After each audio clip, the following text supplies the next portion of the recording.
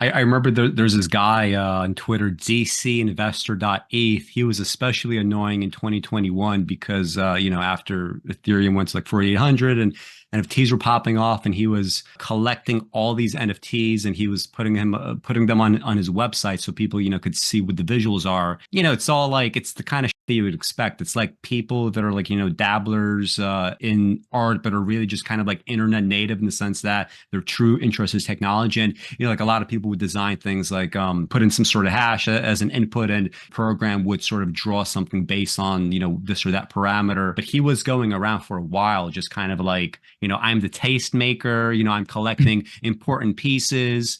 And he would use Yeah. like words that are just very kind of like very amateurish. Like he talks about what he likes and dislikes, which is beyond the fact that you mentioned like, yeah, most art doesn't have value and it just kind of drops in value.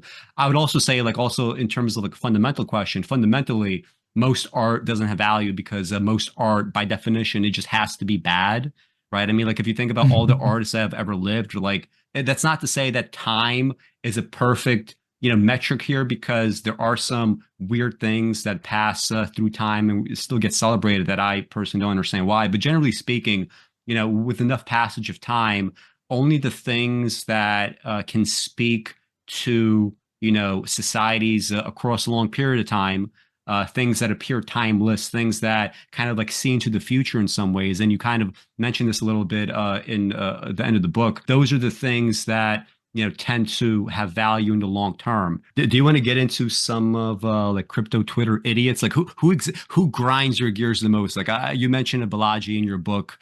Yeah. Like I don't know too much about it. I just remember him from March of last year, where when I saw this tweet when he said, in 1 month, Bitcoin is going to go to $1 billion. I was like, damn, like this guy, like, wasn't this guy like some sort of like fund manager or something? Like, this is a very rich guy that is like not even understanding like basic market shit. Like, because all because he has this thing in his head that this thing that I'm predicting about, some sort of bank collapse, like it's gonna happen. Like he kind of tricks Yeah. himself into thinking that. So who exactly is he, and why is he so annoying? Well, there are many reasons why he's annoying or that I find annoying, but yeah, Balaji Srinivasan, he is a like American-born Indian guy who went to Stanford for his bachelor's, master's, and PhD. Made a lot of his wealth in Silicon Valley. I think he studied like computer science. He got into the whole Silicon Valley culture, started a genomics business, where he like sold after he sold his first company, and then later became really interested in Bitcoin, became the CTO of Coinbase. He had his own crypto startup that Coinbase bought. And then he became a GP at Andreessen Horowitz, which is like the largest venture capital firm in the world, I think. And then recently, he's now been interested in this idea of network states. But basically, this guy is like your very pretty stereotypical kind of Silicon Valley billionaire or multimillionaire. I'm not sure exactly how much money he has.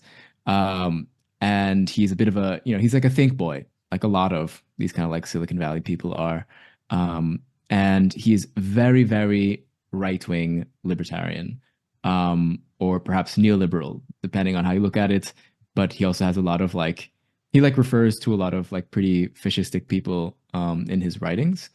But yeah, he'd always had this idea since at least since 2013 that Silicon Valley needs to leave the United States, that it should like separate itself to have its own unregulated special economic zone where it can do all of its experiments. And especially, he's interested in like not having that, not having the FDA. He's like really, really anti FDA. Maybe it comes from his experience of working or founding the genomics company.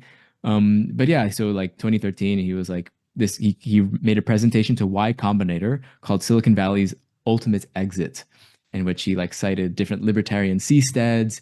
He at the time, was like really excited with Elon Musk going to space, that we're going to start space colonies soon, that like everything is pointing us into the direction to where we are going to like that the United States is going to collapse and we're going to need to create our own special economic zones. We can do our own science experiments on each other and live, with free market principles essentially.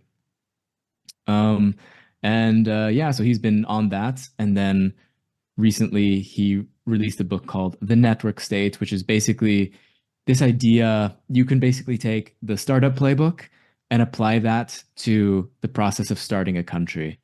Um, so basically you raise a bunch of money from investors and you go buy a bunch of land and you have a charismatic founder, um, and you would separate yourself and create diplomatic recognition, and you would base your network state on one moral innovation. So like one kind of thing.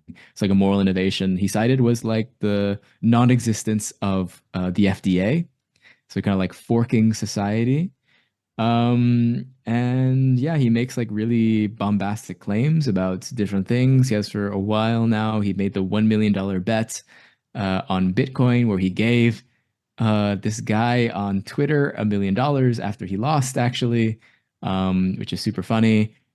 And he had for a time last year was like really, really trying to play up that like collapse is imminent, like hyperinflation is going to come, which is like a part of the imaginary in many libertarian circles and their philosophy that one day, like hyperinflation is going to hit the world, and especially the United States because of government spending or something. Mm-hmm. Um, so yeah, and he's just very uh he's very much sees the world through his own lenses and doesn't really seem to be able to see the world beyond that. It's like him being a venture capitalist, it's very interesting that his entire philosophy, his entire beliefs, and like how a new country will be created is very much in the image of a venture capitalist and what a venture capitalist does to make a lot of money. Mm-hmm. Um, so yeah, I just find him like hard. I mean, I mostly dislike him because I had to read his book for my Mm-hmm. podcast. I've been doing a series called Overthrowing the Network State, with Blockchain Gov, which is an academic group led by Primavera de Filippi, who's one of the first academics to really take on blockchain for legal scholarship. Mm-hmm. But yeah, so reading his book was really, really hard for me because it's like he would say things that were just so confidently wrong, but it would take like three 101 courses in order to explain why it was so wrong. Mm-hmm. But Well, yeah, I think the Bitcoin bet just kind of like gives away a lot of it simply because it's like, all right, even if we were to have some sort of collapse is imminent and it happens, let's say in the time frame that he said, which was just like I think a month or maybe a little bit longer. It was very extreme. Well, first of all, everything would collapse, including Bitcoin, and then if eventually it's like, yeah, Bitcoin is like the new digital gold standard, it's going to take a lot longer than the time frame that he provided. It's just stupid to right. like why are you like doing this? Like you have to be really divorced from the machinations of the real world for you to make this kind of like very weird analysis. But anyway, I mean, there's other personalities that I think are very telling in terms of how libertarian philosophy gets used. Like, one of the first people that became, famous in crypto was Roger Ver, right? He was called Bitcoin Jesus for a while.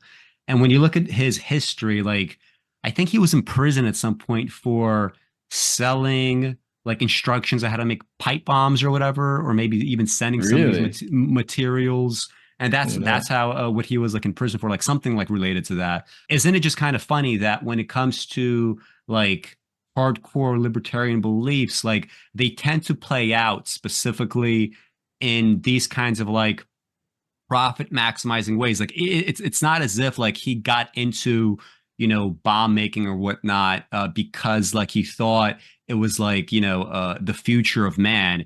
He did it because there was a clear way to make some money off of it, right? And Hmm. a lot of libertarian so-called principles, they just ultimately like you rip off the veneer and it's just yet another money-making scheme. And then of course like he gets involved in Mount Gox, and there's that famous video of him kind of like being coached to say something about like Mount Gox is perfectly fine and it's solvent, don't worry about it. He's like speaking to the camera, he looks kind of like a hostage, and you don't know exactly what he personally thinks about this, but anyway. And then like like just the smaller things, like when he I forget what's the name of that that Bitcoin educator that was popular for a while.